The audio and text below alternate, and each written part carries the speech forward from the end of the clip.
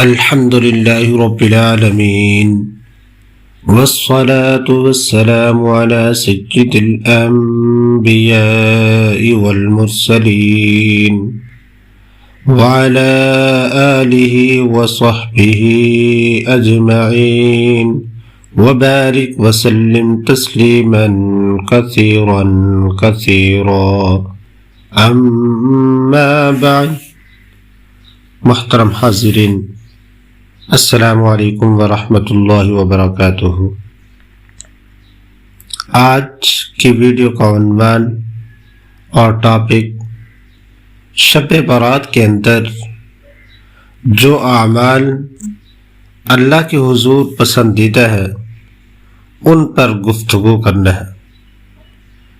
بہت سارے ایسے اعمال بتائے جاتے ہیں جو کہ حدیث سے ثابت نہیں کہ اتنے نوافل ادا کریں تو اتنا ثواب ملے گا، تو اللہ تبارک و تعالیٰ کی ذات کی طرف سے جو ہمیں احکامات ملے ان میں سے چند بہترین اعمال وہ آپ حضرات کے گوش گزار کرنا چاہتا ہوں کہ اس رات کے اندر سب سے پہلا کام جو ہمیں کرنے کا ہے وہ یہ ہے کہ عشاء کی نماز باجماعت ادا کرے، اور پھر اس کے بعد فجر کی نماز کو بھی باجماعت ادا کیا جائے۔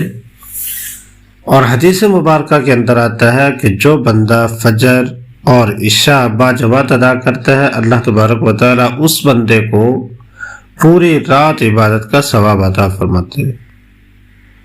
نمبر 2، اس رات کے اندر گناہوں سے بچنے کا خاص طور پر اہتمام کرنا چاہیے، اور بعض گناہ تو ایسے ہوتے ہیں کہ اس بابرکت رات کے اندر بھی محرومی اور اللہ رب العزت کی ذات کی طرف سے برکات سے محرومی کا سبب بن جاتے ہیں۔ اور بعض کے بارے میں تو فرمایا گیا کہ اس رات ان بندوں کی بخشش نہیں ہوتی۔ نمبر 3، اس رات کے اندر زیادہ سے زیادہ توبہ استغفار کریں، اللہ کے حضور اپنے گناہوں کی معافی مانگے، بخشش مانگے۔ نمبر 4، اپنے لیے بھی اور پوری امت کے لیے بھی ہر قسم کے خیر کے حصول کی دعا کرنا، اور مرحومین کے لیے بخشش کی دعا کرنا۔ اور نمبر 5، بقدر وسعت اپنی طاقت کے مطابق اذکار، نوافل، قرآن مجید کا اہتمام کرنا، لیکن اپنی طاقت کے مطابق یہ نہ ہو کہ فجر کی نماز ہی رہ جائے، اس لیے کہ فجر کی نماز یہ باجماعت ادا کرنا یہ فرض ہے۔ اور نمبر 6، اگر بآسانی ممکن ہو تو 15 شعبان کا روزہ رکھیں۔ اگر طاقت میں نہیں، سفر پہ ہے، مشکل ہے، تو اس وقت لازم نہیں کہ 15 شعبان کا روزہ رکھیں۔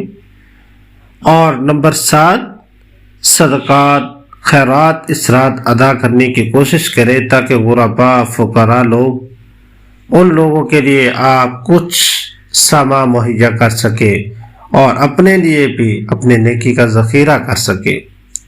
اور نمبر 8، اگر لازم قرار نہ دے تو اللہ کے نبی صلی اللہ علیہ وسلم ایک دفعہ پوری زندگی کے اندر شب برات والی رات قبرستان بھی تشریف لے گئے تھے، تو یہ والے کچھ اعمال کرنے کے ہیں کہ ان اعمال کی بدولت ہم اللہ تبارک و تعالیٰ کی ذات سے رحمتیں، برکتیں اس رات وصول کر سکتے ہیں۔ اس لیے کہ اللہ کی رحمت آوازیں دے رہی ہوتی ہے کہ حل من مستغفر حل من مسترزق، کوئی معافی مانگنے والا ہو، کوئی رزق چاہنے والا ہو تو اللہ تبارک و تعالیٰ ارشاد فرماتے ہیں کہ میں عطا کرنے والا ہوں۔ دعا ہے اللہ تبارک و تعالیٰ کی ذات اس رات ہمیں عبادات اور ذکر و اذکار اور نوافل اور قرآن مجید کی تلاوت کی توفیق عطا فرمائے۔ آخر میں آپ لوگوں سے گزارش کہ ویڈیو کو شیئر کر دیجیے گا ثواب کی نیت سے، اور چینل کو سبسکرائب کر دیں تاکہ آنے والا ہر وظیفہ، ویڈیو اور عمل آپ لوگوں تک پہنچتا رہے۔ اللہ پاک ہم سب کو عمل کی توفیق نصیب فرمائے۔ وآخر دعوانا ان الحمد للہ رب العالمین۔